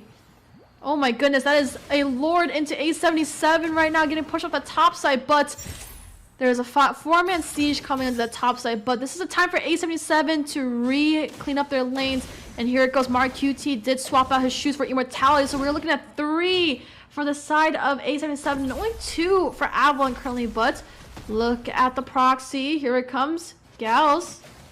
Yeah, and the Lord pushing in on the top side. Gals winding up with the Tyrant's Revenge. Does not connect though, hits the minions, is going to go ahead and pull back, but I mean, he still has the Tyrant's Rage. Immortality just got picked up from Jules Cutie as well. It looks like they are looking to end this, but the Lord does fall. Conceal play does drop. Inhibitor may fall for them. And the snipe connects! American Sniper Mark Cutie takes away half the HP from Demon and forces out the Black Shoes. Forces out the Black Shoes with a lot of utility burnt, but looks like they're still looking for more. Avalon, no inhibitor turrets up anymore. One mistake and it is done. It looks like A77 really wants to stay for this match and not looking to go home, and Avalon just wants their spots, but A77 doing a good job preventing that from happening. And 25-minute game, Weezy. This is our longest game today, and we are looking for a little bit more, as Lord is coming up in about 1.5 minutes, and they still have a lot of wiggle room to work with. Everyone's at their full build, so they have to be careful. But Twinks actually hasn't been taken off the board yet. He's sitting at 1-0. This is just insane. I mean, we're talking about Avalon. They're holding that number 3 spot, and Area 77 giving them a run for their money. I mean, this is down to the wire. It's 11-11, 25 minutes in, and only 2 inhibitors standing for Area 77, which is practically nothing when it comes to this late game. It's going to boil down to who can get the pickoffs in the 5v5 engagements. I feel like in this match, Area 77, the aliens got an upgrade and kicked it into 3rd gear. Or got a new spaceship and put more things in it for help them to give them a boost to win, but look at the setup coming in from A77. We do see Jules, Mark QT, and Gals QT all sitting together, trying to get a potential pickoff, but they're on the opposite side of Lord, so if they potentially grab somebody out, this could be an easier fight for A77, but Basic got a read on where Gals is right now, so have to be careful. And the setup, Arvel already having a little bit of aggro in that mid-side bush with Fallen, so Gals is going to go ahead and just kind of babysit Jules and Mark QT around the map. But we do see Lord coming up in about 10 seconds. So whose Lord is this going to be, as one team fight is going to determine who takes this win home? And I think this is going to be it, right? Whoever can get this Lord should be able to close this out. DPR taking some serious hits from Demon, and I mean, he's definitely hitting like a truck, but in the mid lane, you're going to see Fallen using the Mortal Coils, is going to get out to safety. They need his retribution, but a huge stun. They find Basic, find the ADC, a miscalculation from Avalon. Area 77, they have the numbers, and they don't have a marksman to worry about, which means they should be able to win this 5v5 engagement. That's practically a free Lord, but Avalon, they're not going to pull the punch. They're still going to go in for the contest, but it's going to be an awkward engagement on finding a way in, as Area 77 has gained total control of the Lord pit. Yeah, beautiful set coming in from Gals QT, finding Basic, just pulled all aggro towards A77, and that is going to be a Lord uncontested, and this might be the end. Basic's not coming back for another 40 seconds, and if this is the story that A77 is going to write, we might see a 3rd match between these two, and it looks like A77 is not going to go home. You know, I would say this is the type of game that you could possibly pull off a backdoor play. As long as you can keep a team distracted on these Lord plays, you could end it. I mean, we've seen some backdoor plays so far in the NACT fall season. Most of them going to best player on his map awareness, but right now you are looking at this Luminous Lord making his way in the mid lane, and lanes have been synced for Area 77. Yeah, but watch Gals. He's going to be the major set potential. Lanes have been synced. All 3 lanes pushing in Lord. Here comes a cheese wheel. Watch Gals. And Basic does spawn in just in time, a full 5v5. Aliens trying to land in the front yard of Avalon, but it looks like they are going to deny them entry into their home. Oh, you are going to see Demon use the Black Shoes. Marcuti very low, taking a lot of burn damage. Does have the Hoss Claws though. There are minions. He is still going to go ahead and sustain himself. He's not really too worried about it, but they were not able to close it out with that Lord. A stalemate, which means we're going to be going into another round of a Lord fight. This has been 5 Lords in total, Wheezy, and we are looking at a 30-minute game. It looks like both of these teams are at it right now. Nobody wants to go home, and the gold is just stacking on top of each other. We are looking at every single member of A77 has immortality. And for Avalon, wait, both teams have full immortalities. So we are looking at an immortality game. Here we go. Oh my, Demon! Ooh, caught out of position. Marcuti shutting him down. That's 2 misplays from Avalon, right? First it was Basic, the first to go in the 5v5 engagement, and next is the Mage. Well, I'm wondering what is going on. Like, you're the ADC and you guys are the carry for the damage dealers in these engagements. You cannot be frontlining 29 minutes in this game, and that mistake may be able to cost victory for Area 77 as they are now trying to push in. Lanes have been seeing action just the mid and the bottom. Wild charge for the knockup. Manipulation dropping down Arvel. Half HP. Twinks wrestling with the bravest fighter. Can they close it out? Base at about 50% HP. Merciless. Look at him. Using the Primal Wrath. 10%. They have done it. Area 77 takes game 2 and takes Avalon to game 3. Holy crap, Wheezy. That is a 30-minute game.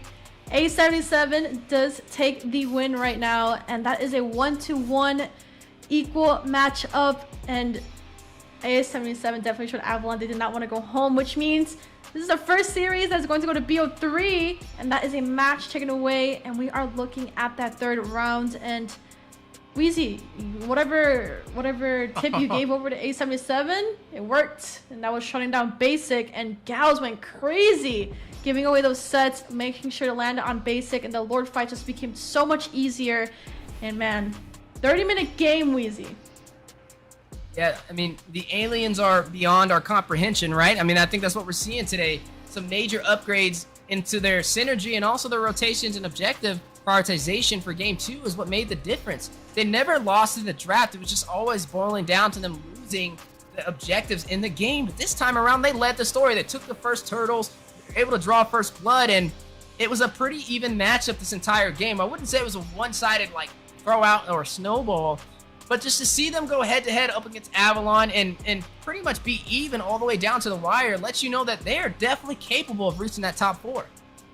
Definitely capable. They turned this game around into a 30-minute game and ended up taking that win away from Avalon, which means A77 got the answer that they needed, and they're going to make sure to do that again for that next game. But Gals QT, I would definitely have to give props to him, as he was the one making sure Avalon, especially Basic, was not able to get anywhere near them. But Wheezy, talk me through this replay. Look at that. Oh yeah, I mean, what was that? That was Basic right there. That play we were talking about, he's just too far without his front lines to protect him, and it's just an easy target for Area 77. Literally put a bullseye on his head and sniped him out. I mean, you have to play safe when you're this late in the game.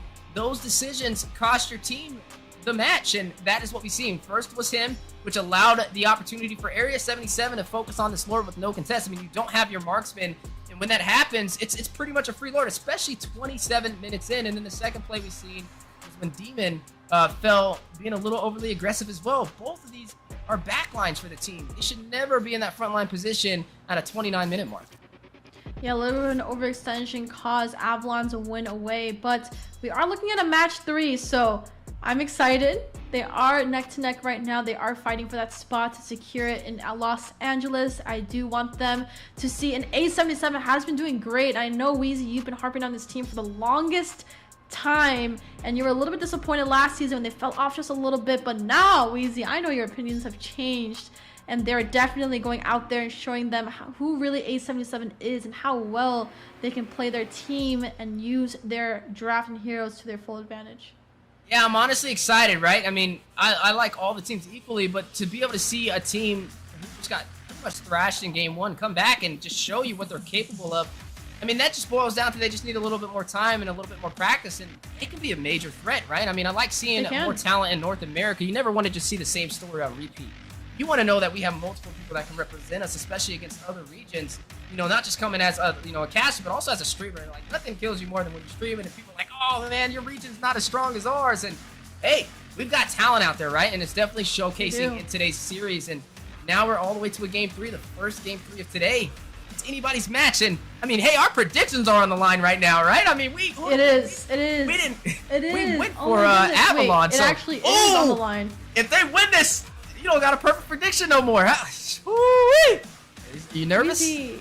Why are you being mean to me? But I would love to keep my 100% prediction. But actually, if Avalon does lose, I actually lose by 100%, and UA would actually get the prediction. So UA, if you're watching, this might be your game. This might be the game that you get your prediction taken away from all of us, as everybody except for UA picked Avalon. So definitely we're gonna have to look into this game. But Avalon, look at the respect ban. That Kufra can't give Gauss QT Kufra anymore. That was disgusting when he was giving great sets on the entire team of Avalon. Honestly, that was such a good game. I mean, when you just think about it, from both teams, though, I mean, they were able to almost turn it around. Yeah, Avalon, they struggled in the beginning. Area 77, they were rocking. They didn't plan on stopping, but the brakes were pumped down a little bit when they came to the late game, and Avalon was able to kind of turn it around, and then it was pretty much anybody's match. So in game 3, I mean, what can we even say we're expecting, right? I mean, the impossible just became possible, and now you can't really kick out the fact that Area 77 they're back now. They're being more dominant. They are. Looks like they kicked it in the 3rd gear, and I'm excited to see which way this goes. Now Avalon has some worthy competition, and now I'm really wondering how Avalon's going to respond to that, right? I mean, they lost that game, and it was a 29-minute match, so where do they correct their mistakes? Yeah, definitely got a better spaceship or something. Got to upgrade.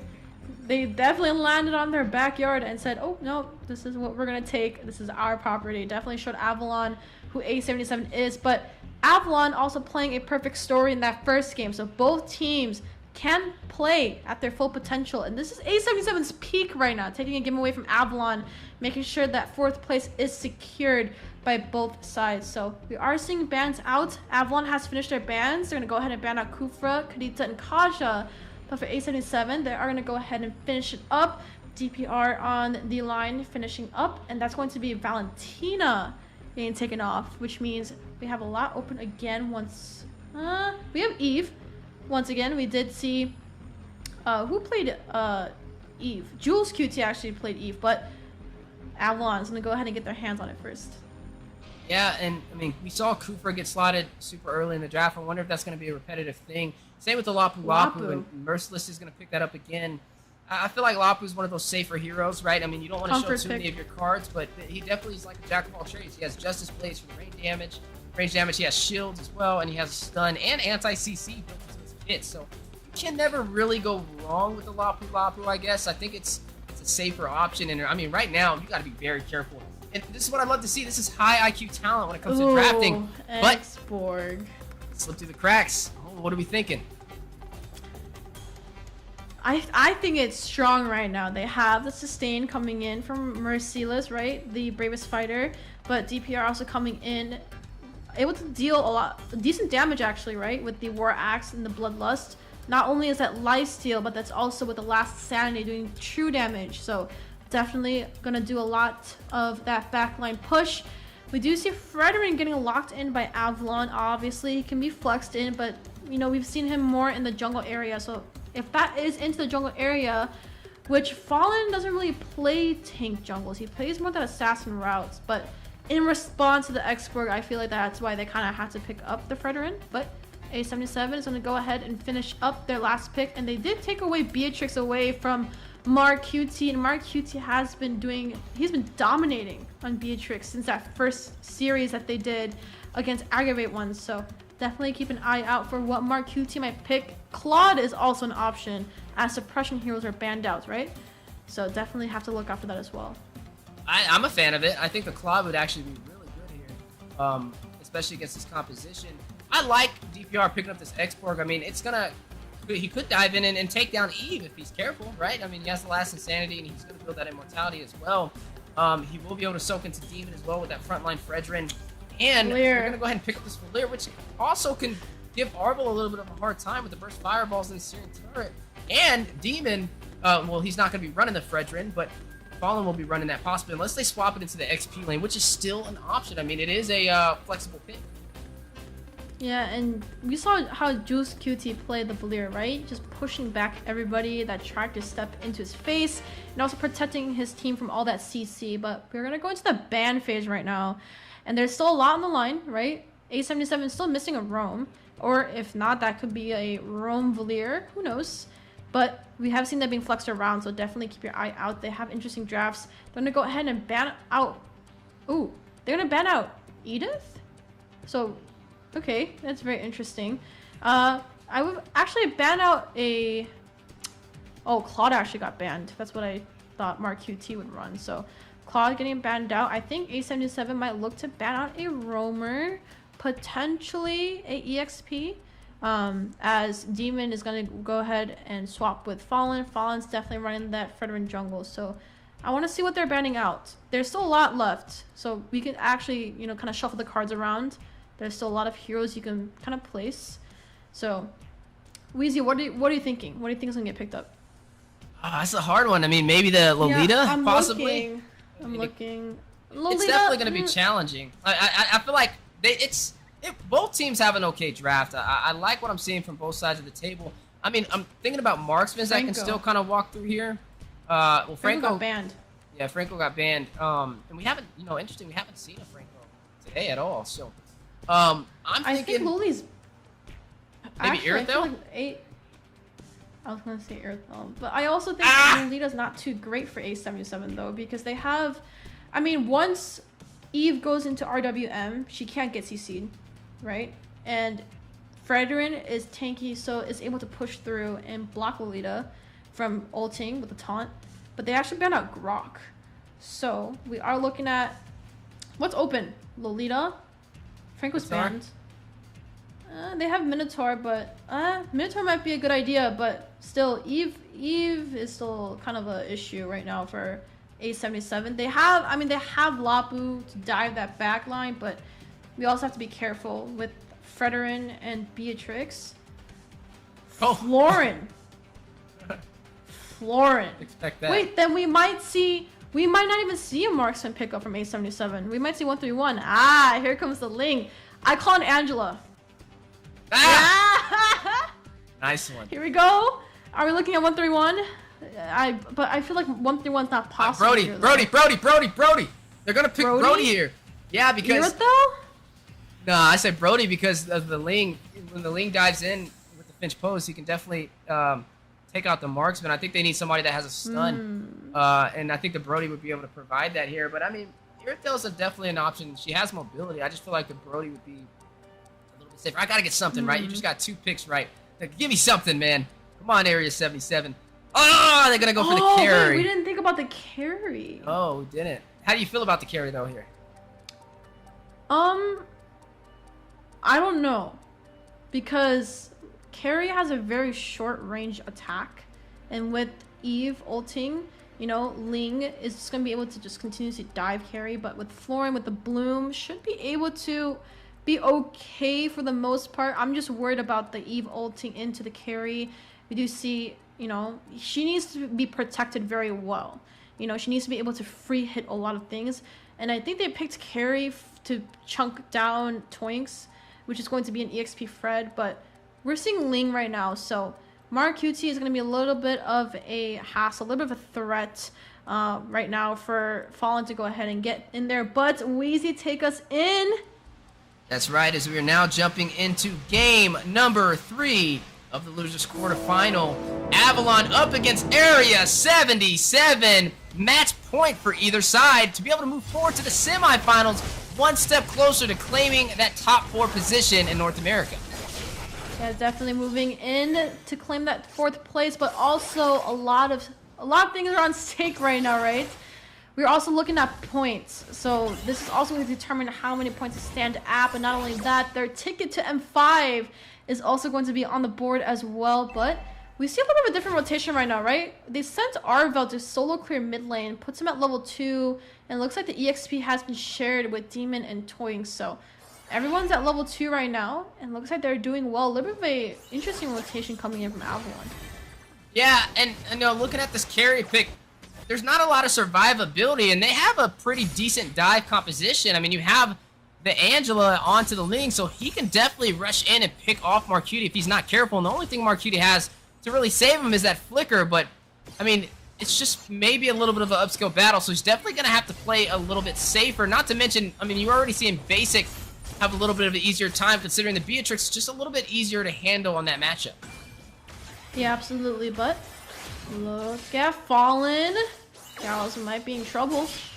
A lot of damage. I don't think he'll be able to get out. Arvo is going to draw first blood, though. That is going to be Avalon leading the way on the scoreboard 1 minute in. That is going to be a first kill for Avalon, and that's not how we want to see A77 start off the games, right? But you have to see. We also note that Florin is really squishy, very versatile in that early game stages, so very easy to get picked off. And Fallen did show the dominance over there for that assassin jungle route, but Fallen's gonna go ahead and get his hands on Turtle first, and looks like everyone from Avalon is gonna start working their way over. Definitely going to be working their way over to this Turtle. Now, game number 2. Area 77 was able to take most of these neutral objectives. Game number 1 went to Avalon with that one-sided story. And now we're wondering where this match is going to take us. Right now, you are seeing Toys taking a lot of damage. He's already at a quarter of HP, but they do have Angela to sustain himself. But Jules Cutie doing a great job on forcing him out of this turtle pit.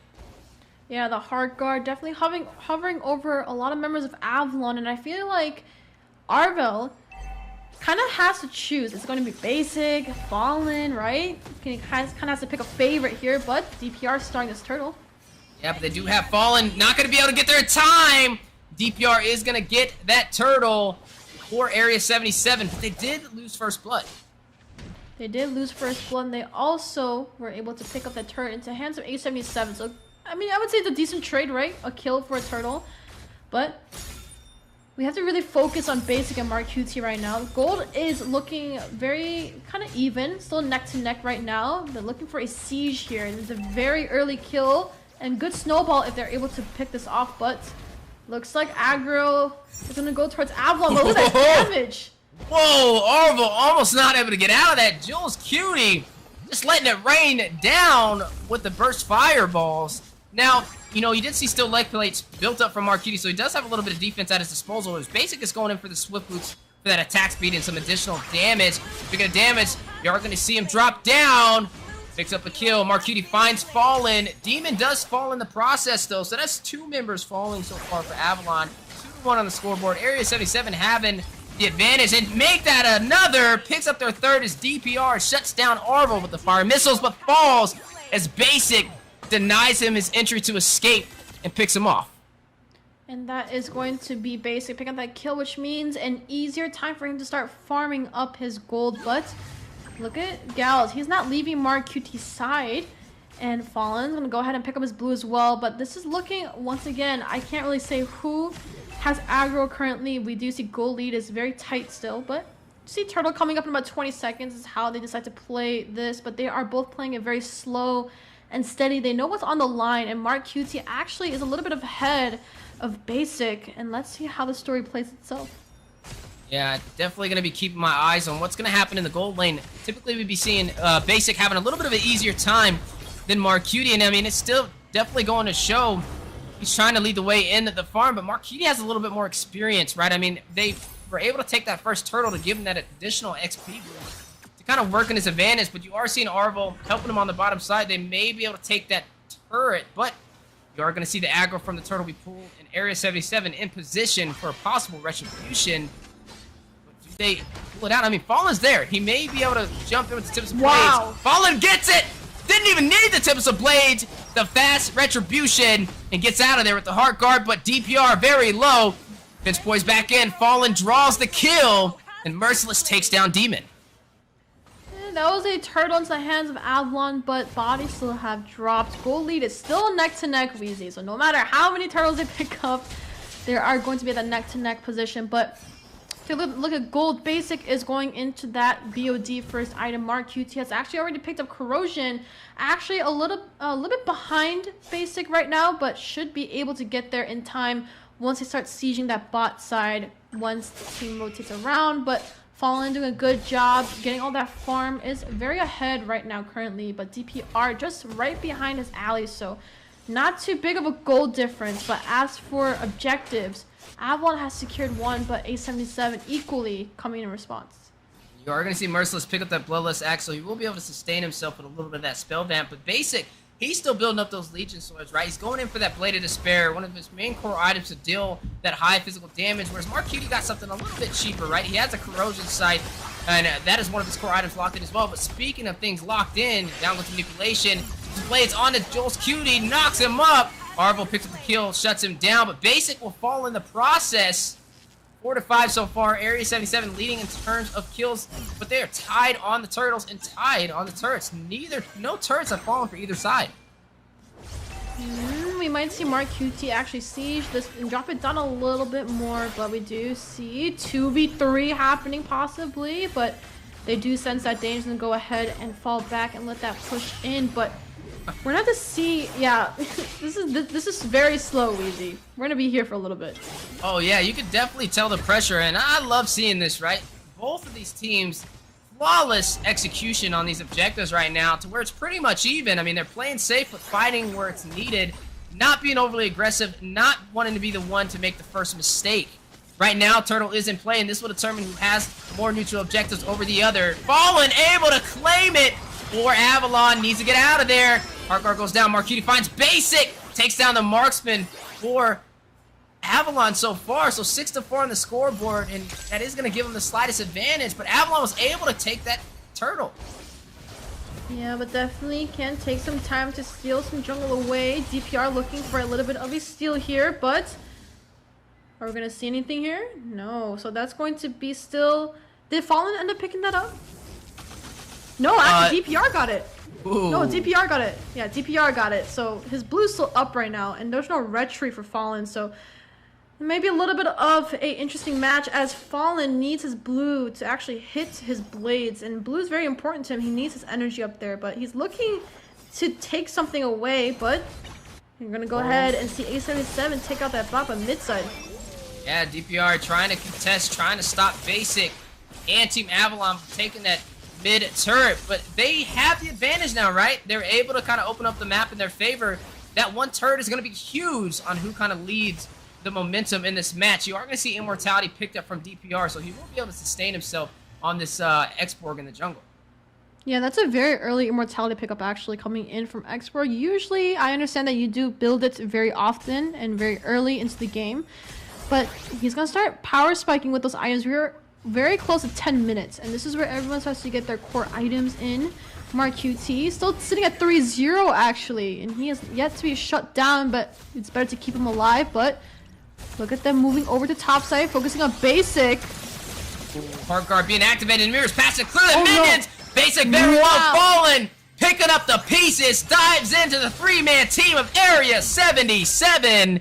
Joe's Cutie in position though. Looks like nobody will fall in this engagement, but they're still there for the pressure. DPR very low. The sniper connects on to Gauss Cutie, taking a bullet for DPR. Arvel very low. Speedy Light Wheels connects. Wow. Joe's Cutie with the burst fireball is going to take down Arvel last second. One member falling for Avalon. Oh, look at Fallen. He's looking for more. Here we go.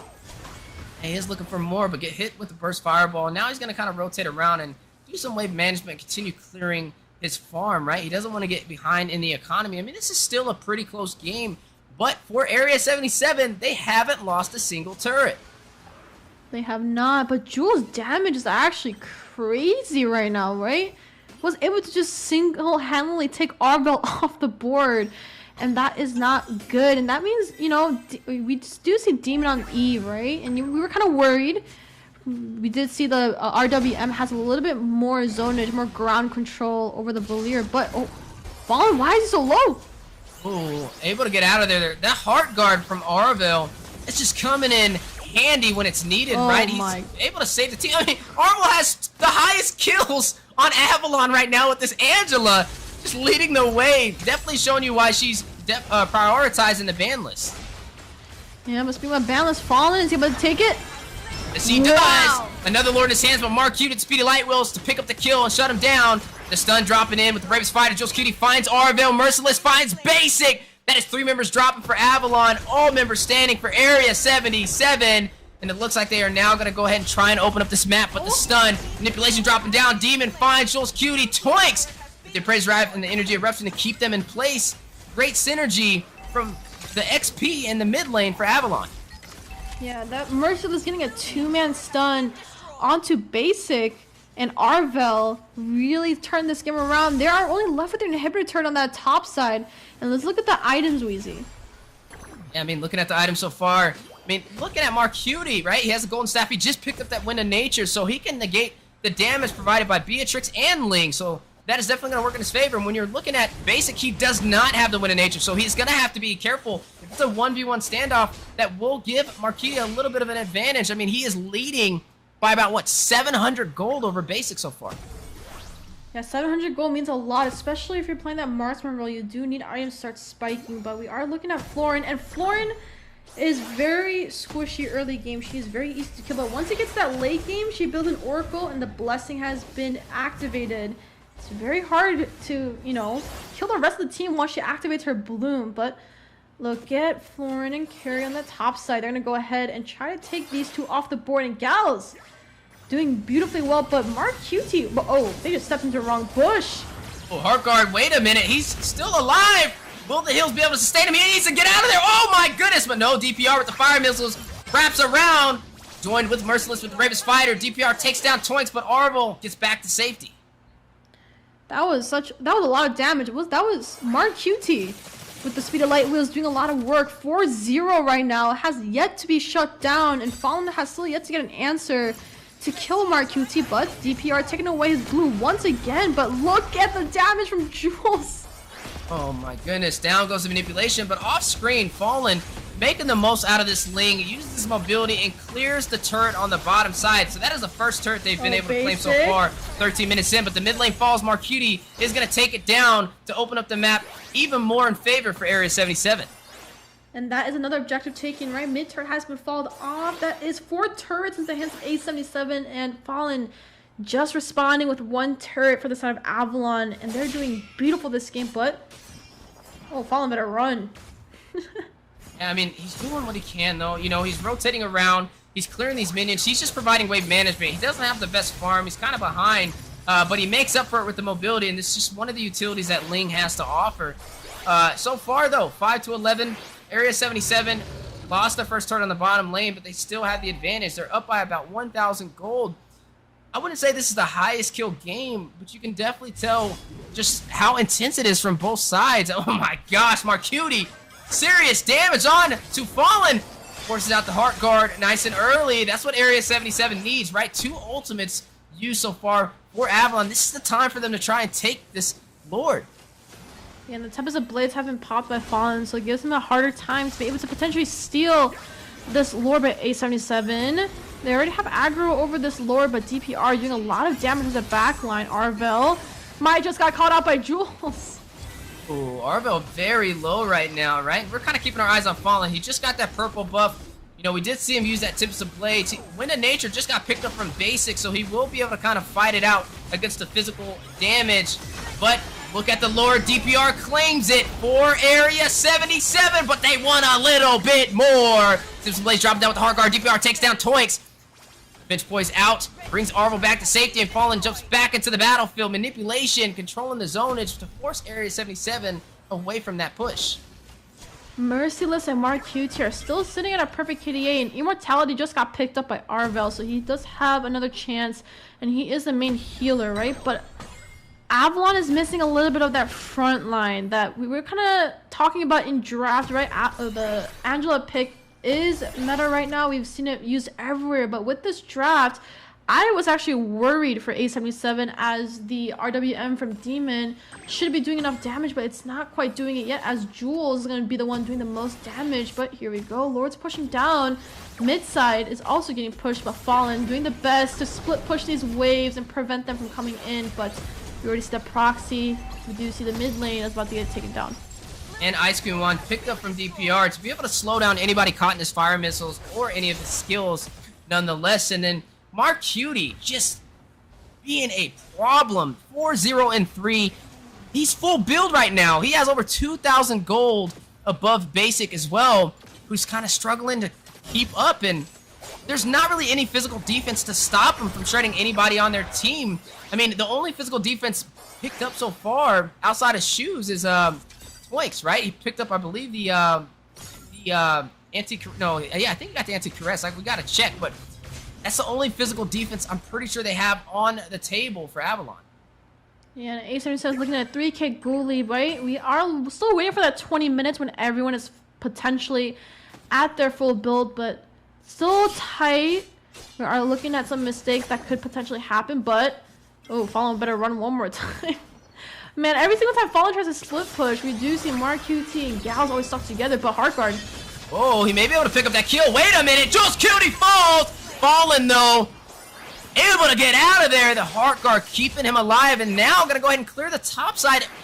Even though he's not doing the best in terms of KDA, he is keeping Avalon in there with the split pushes. Yeah, it's keeping them a little bit on bay, but Lord is coming up in about 30 seconds, and Wheezy, every single time members are going to get taken off from here on out, the dead timers are starting to go up, and one mistake can be fatal. And Wheezy, give me some advantage points for A77 or Avalon to see who will actually take this win home. Well, I'll definitely say it's going to start by shutting down Mark Cutie, right? I mean, Avalon needs to find a way to get to the back line and take that kill. I mean, we saw how much of pressure is on the mage and the marksman when it comes to the late game. We're now like, what, almost 18 minutes in. Last time, we were able to see Area 77 find basic, and that was able to claim them a neutral objective off of that, which one just spawned in. We're also finding the mage, right? I think for Area 77, they just need to do what they did before. Find demon, find basic if they want to kind of turn this around. But the basic already locking in with that sniper, taking Gauss Cutie to 50% HP. Yeah, but we also have to keep Gauss QT alive as he is the main healer. But DPR, that sustain is wild coming from DPR, right? There is Florin to back him up, but look at how much regen he's getting. And I'm pretty sure Arvel built anti-heal already, but that's already... Whoa! Bottom lane, bottom lane! They're gonna go ahead and take down the ADC! Marcuti, Immortality has been procced. No. Fallen finds a kill and takes the tier 2 turret alongside Basic. They are still in this game. Even though the aliens have landed in the backyard, they do not plan on opening the door. They definitely do not plan on opening the door or leaving their backyard, as they are still kind of hovering over this Lord. Fallen's going to deny this blue away from A77, but looks like Avalon for now has a little bit more aggro towards this Lord and A77. That was a little bit of a mistake, right? As soon as Mark was showing the board, Fallen went ahead and took proxy of that, and looks like he's still looking for a split push, but Lord is getting started in by Avalon. Yeah, and I mean, they found the ADC. We were talking about keys to victory, and that is where it starts. And look, just like game 2 where Basic fell, this time it's on the opposite side of the table. Marcuti falls, which opens up the opportunity to take this Lord uncontested. Yeah, A77 definitely has to keep Mark QT up and alive. Gauss QT definitely has to babysit him all around, but it's same goes for Avalon, right? Arvel and Basic are going in pairs, and actually Demon right up alongside their ally are traveling in a trio to make sure those two are alive. But Lord is coming down towards the bot side for Avalon, and they have a really good wave clear, so this shouldn't be an issue for A77 unless they make a foul play. This might be a different story, but here we go. Yeah, it looks like they're going to seize the moment and claim this tier 2 turret for the mid lane. Area 77 not able to contest this. This is starting to slip out of their hands. And Avalon making the most out of the situation. They're going to go ahead and take that tier 2, take the inhibitor for the bottom side as well, has cracked open the base for Area 77. Immortality being picked up from Gauss Cutie, win of nature from Marcuti for the physical damage. But you are going to go ahead and see Avalon now kind of shift their focus out of the base. They got what they came for, right? They took an inhibitor. Now they got to play the passive game and wait for Area 77 to push out. Yeah, we're looking at a long game once again. 20 minutes in right now. We might potentially see a 30-minute game, and both teams are fighting it out. And I know these two teams are tired. They are looking at 2 long games, so definitely about to lose their minds, but they know what's at stake right now. But Mark Cutie once again alone. I mean, he has Gals right there, so I wouldn't say alone, but definitely has to be careful with which bush he steps in. But Demon. Ooh, very low. Heart Guard activated to save him. DPR, though, with the fire missiles, trying to get around to the back line, but just points the brick wall for the denial. The stun going in. DPR, last insanity. The stun. Oh, he could have connected. But no, he's going to go back. He's going to play it safe, and I admire his patience. But they could have possibly won that engagement. I mean, that was a triple stun, and he had the last insanity procced. His team could have just pushed through for the kills, but it's okay, right? Live to tell another tale. That is a story that they are writing today, but Avalon taking advantage of this game. I feel like that was their chance, right, to be able to push through, or even at least get them chunked down low enough. But Lord's coming in about 40 seconds, but look at all the pressure Avalon's giving on A77. Yeah, a lot of pressure indeed. I mean, Avalon, they're trying to close this out, right? I mean, this is anybody's game. Avalon is sitting at number 3, right behind BTK on the power ranking so far, and they have to win this one to pretty much almost solidify them a spot inside of the grand final, or at least the playoffs, right? They need to keep their points. But right now, you are going to go ahead and see Area 77 fighting it out. They realize we have to get this victory. We need at least a top 4 or a top 3 placement if we even want a chance to step foot inside of Los Angeles. Absolutely, but Lord is up right now, but A77 is a little bit too busy trying to micromanage his ways. What? Wait, whoa. Was it an ult just popped by Demon? Yeah, and he's very far. He got caught out of position, but gets back to safety. A little bit of a mousetrap right there. They're going to go ahead and bait him out with some cheese. DPR almost falling for it, taken very low. He does have the shield, but look at the top side falling. Yet again, if they're not careful, he may be able to pull off a backdoor play. I mean, he's just all over the place with this link.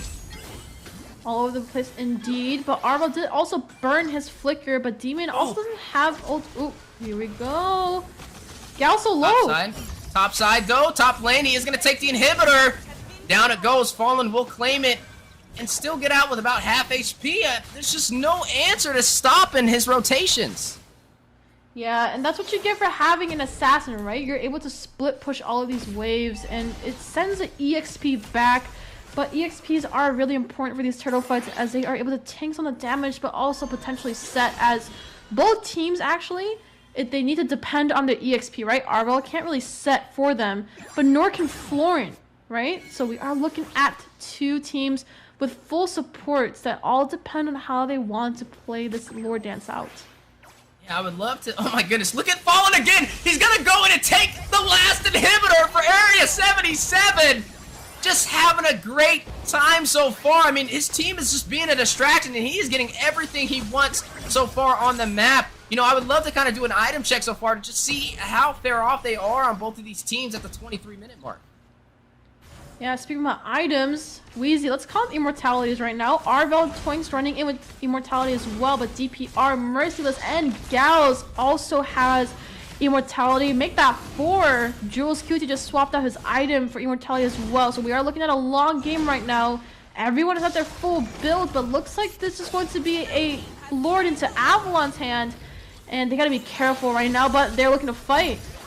Yeah, and you know, I mean, they took the inhibitors. Now we're at the 24-minute mark. Another long game. You gotta love to see it. These 2 teams are pretty much even when it comes to their engagements, and I love to see just how well they're executing not only their drafts, but also their objectives prioritization. Now, I will say, with this Lord in favor for Avalon, they may be able to close this out. You are seeing Fallen pick up that immortality, so they are planning to end this with this push. But the question is, can they do it? Will Area 77 be able to stop them? Area 77, they need this win. They fought so hard to get here, kind of crawling their way through, right? They took their first victory so far today out of the whole entire NACT fall season, and it looks like they're trying to take some more. If they win this match, they will be able to move forward in the lower bracket and stop Avalon from progressing in Stage 2.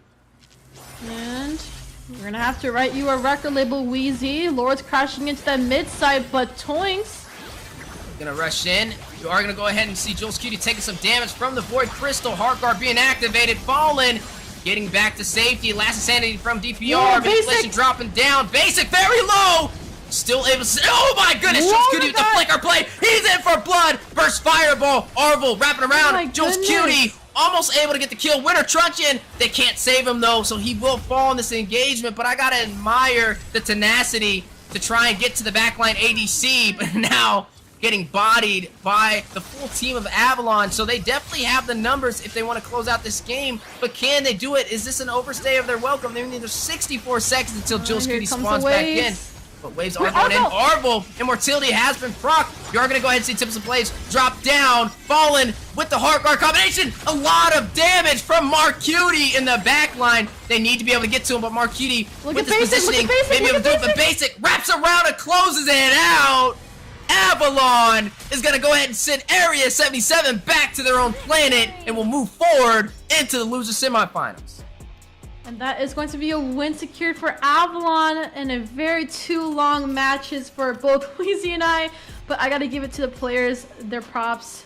2 almost 30-minute games, and they weren't playing for these 2 games. But Avalon does take this win, which puts them at a comfortable position for 4th place and also their seats for semifinals and grand finals. But we aren't done yet. We still have 1 more to go. But wow, that's the first BO3 and 2 of the longest games we had so far. But Wheezy, break down the post games for me.